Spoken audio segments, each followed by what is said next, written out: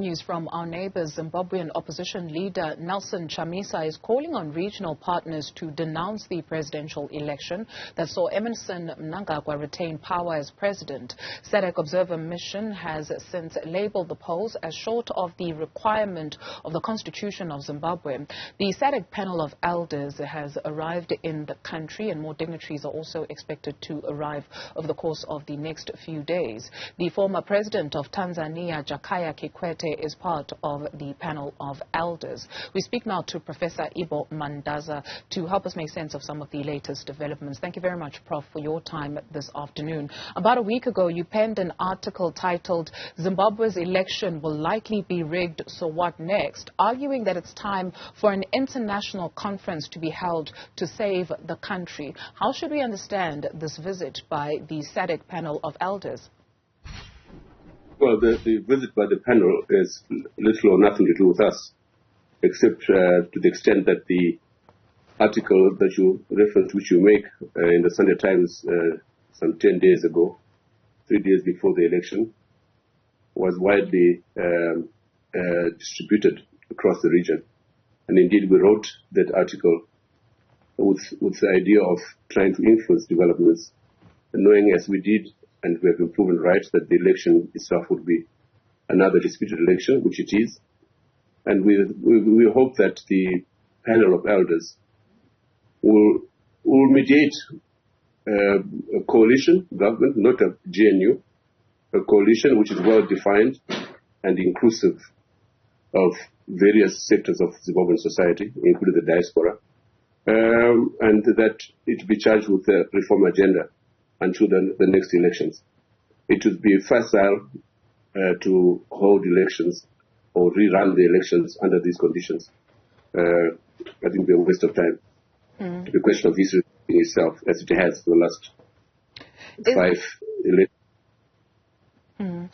Prof, is there appetite for reform? When you speak of the reform agenda on the channel yesterday, we spoke to the spokesperson of ZANU-PF, who alluded to the fact that it's actually Western countries that want to topple the government of Zimbabwe. When you hear that, does it appear that there's space for reform in the country? Of course there is, just that the current regime is averse to reform. And indeed, it has survived precisely because of lack of reform. As someone said some years ago, that you can't expect ZANU-PF to reform itself out of power. That's precisely the point. So you need a kind of intervening factor in the form of a coalition government to make sense of this Zimbabwean situation, which, unlike the rest of the region, is one in which elections are disputed, election after election. We have to put an end to that. And we cannot put an end under the current status quo. It's impossible. You speak of a coalition government. You go into Zimbabwe's history and you take a look at what happened at the time of Joshua Nkomo and Robert Mugabe. What then would be needed in terms of guidelines or a framework that would make this one particular coalition government successful? I think, as I said earlier, it needs to be well defined in terms of the various partners there too, who gets what and why, and in keeping in mind the need for capacity, technical competence, inclusion of technocrats, in addition to representation of the various parties and civic society. We have the SADC Panel of Elders, which is in the country. You've got the SADC Observer Mission report, which does not bode well in terms of the election. Do you have any faith in SADC as a body when we take a look at the countries in the region, in terms of their response, especially over the years, to the situation in Zimbabwe? What has been your reading? I think for the first time, SADC has decided to confront the beast, so to speak, after many failed observer missions over the years.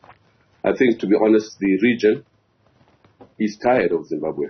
It's truancy in terms of the only odd person in the region. And I think the SADC report reflects that frustration, impatience, and indeed, it's a cogent report by any standards. It deals with the issues And essentially, it says in both the process towards the election, as well as the voting and the counting thereof, were flawed, and therefore the election lacks credibility. And I think it's not only SADC we have said that. The AU has been more diplomatic in its language, but has said exactly the same. So has the Commonwealth, so has the foreigners, the EU and the Carter Center. So there is unanimity in terms of condemnation of the poll in Zimbabwe. Mm-hmm. We went out onto the streets of Johannesburg to speak to Zimbabweans who are based in South Africa, some whom went home to vote. A particular gentleman spoke of how at the polling station there were members of a group called FAS who were noting who was voting, who were essentially intimidating people as they voted. Over the weekend we saw a press conference by the CCC that has been disrupted, while we still have not been able to verify who those people are and who they speak for. President Emmerson Mnangagwa gave an address and said that, well, the elections were violence-free, yet we saw some of the intimidation that played itself out on public platforms where some of these incidents were actually captured on film. It gave us sort of insight in terms of what has been going on over the years, but has not really been coming out in terms of being captured. What did that moment mean to you, or those moments mean to you? Well, I mean, it's clearly the reports of the affairs go back to the period of the primary elections. It's a shadowy group which has been put in various communities across the country. And one of our team members who was in Manicaland, for example, reports that fires were at every polling station in the province. And it appears that this was replicated across the country. The state security apparatus went into overdrive, in my view. They overdid it. And so blatantly, so brazenly, that it is difficult to dispute that the elections are irregular, and that there's been a massive rigging taking place.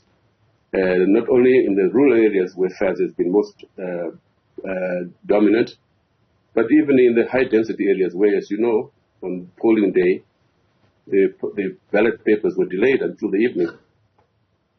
And we now know from our own investigations that that is where, in the high-density areas, in the high-density areas of Harare is almost 202 million voters. That's where the game was played big time, including in the constituencies which the CCC appear to have won. And they appear to be investigating in those they've lost. They should also investigate in those they have won, because that's precisely where, according to some reports, votes would have been taken away from the parliamentary poll and fed into the presidential poll in favor of Emmerson Mnangagwa. Is there need, or rather, is there space to reform the Zimbabwean Electoral Commission? Not under the current circumstances, which have seen ZEC become merely an arm of the state security system, where it appeared to be so lame in the face of affairs and the state security system. It cannot be independent, given its history, and you can't blame them and the individuals therein. I think it has to do with the structure of the state, a state which, since 2000, has been treated right from independence, treated the opposition as an enemy to be vanquished. It's intolerant of opposition. It has stayed in power because of the securocracy, nothing else. And clearly, what we need is breathing space so that we can restore Zimbabwe to its former self as a state in which operates like others in the neighborhood, with an accountable executive, a vibrant legislature, and a fiercely independent judiciary, and also provide the space for national recovery in the economic and social fields, so that we can get many of our diaspora back home. We can establish a sovereign fund, ensure that receipts from exports, including minerals, are carefully monitored and reinvested into the economic recovery of the country. And not to mention monies which have been set aside by the leadership, that this money should come back and be invested in the national process. Thank you very much, Professor Ibbo Mandaza, for your time this afternoon.